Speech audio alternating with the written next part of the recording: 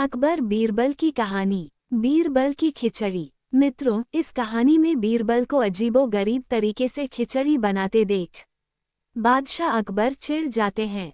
लेकिन जब इसके पीछे का कारण उन्हें पता चलता है तो वे बीरबल की अक्लमंदी के साथ उसकी नेक दिली पर भी फख्र करने लगते हैं। पढ़िए पूरी कहानी। रात्रि भोज के उपरांत बादशाह अकबर बीरबल को साथ लेकर यमुना तट पर टहल रहे थे।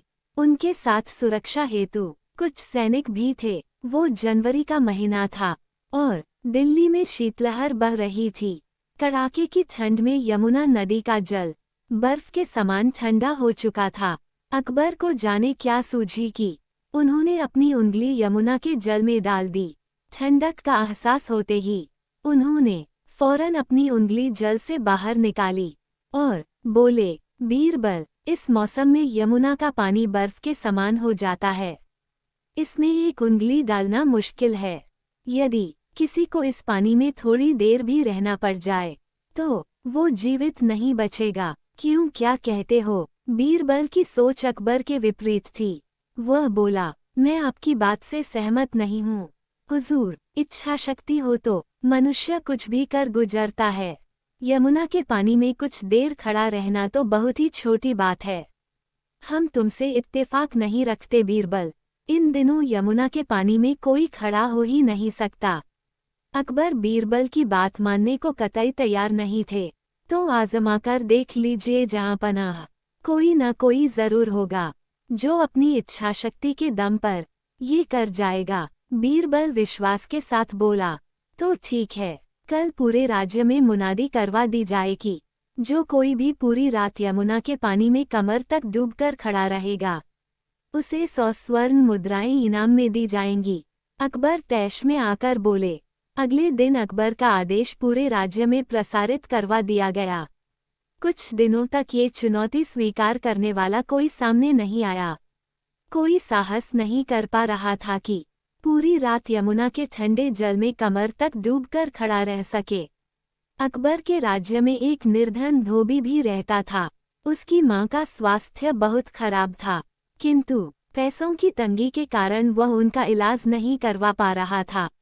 जब उसने यह मुनादी सुनी तो पैसों के लिए यमुना में खड़े होने की चुनौती स्वीकार कर ली।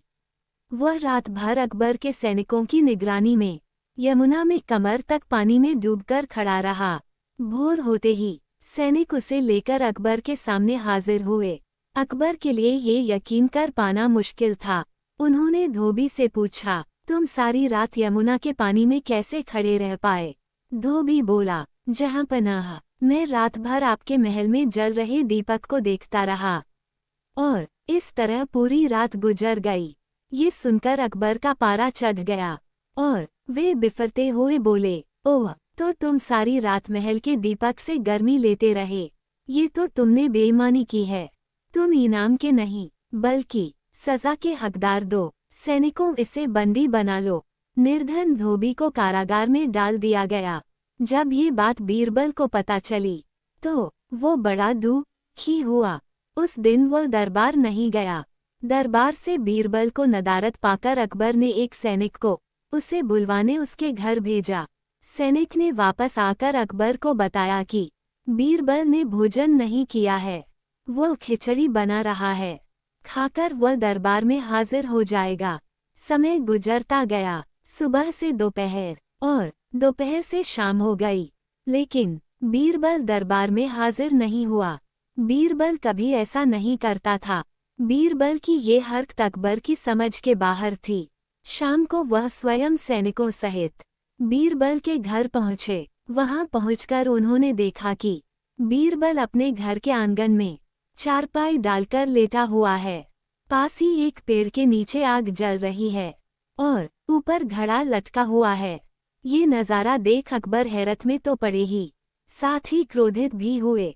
क्रोध में लाल पीले होते हुए उन्होंने बीरबल से पूछा, ये क्या है बीरबल, तुम अब तक दरबार में हाजिर क्यों नहीं हुए? मैंने खबर भिजवाई थी जहां पनाह कि मैं खिचड़ी बना रहा हूँ, खाकर दरबार में हाजिर हो जाऊंगा। देखिए, सामने पेड़ पर लटके घड़े में खिचड़ी पक रही है। पेड़ पर लटके घड़े की ओर इशारा कर बीरबल ने उत्तर दिया। अकबर चिल्लाए, ऐसे कोई खिचड़ी बनाता है? पेड़ के नीचे जल रही आग से ऊपर लटके घड़े की खिचड़ी कैसे पकेगी? जब यमुना में खड़े धोबी को इतने दूर स्थित महल में जल रहे दीपक से गर्मी मिल सकती है, तो इस तरह भी खिचड़ी पक सकती है। हुजूर, यहाँ तो आग उस दीपक की तुलना में निकट ही है। बीरबल झट से बोला। बीरबल की बात सुनकर अकबर का गुस्सा शांत हो गया। वे समझ गए कि बीरबल ने ये स्वांग उन्हें धोबी के साथ हुए अन्याय की बात समझाने के लिए किया है। उन्हें अपने किए पर पछतावा हुआ। सैनिकों से कहकर उन्होंने धोबी को कारागार से बाहर निकलवाया और उसे इनाम की 100 स्वर्ण मुद्राएं दी। इस तरह बीरबल ने अपनी अक्लमंदी से एक निर्धन धोबी के साथ अन्याय नहीं होने दिया।